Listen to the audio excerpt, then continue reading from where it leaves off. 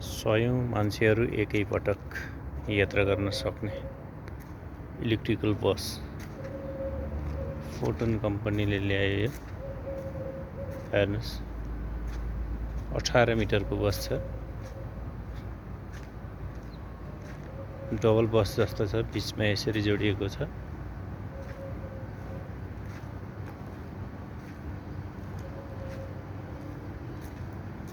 पछाडि 2 ठाउँ टायरहरू डबल छ। इलेक्ट्रिकल बस भनेर लेखेको छ त्यहाँ पनि।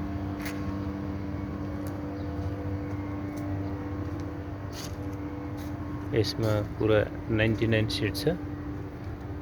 बिचमा उभिएर जाने ठाउँ टन्नै छ। Ride into the future with electrical बसेस भनेर लेखेको छ यसमा।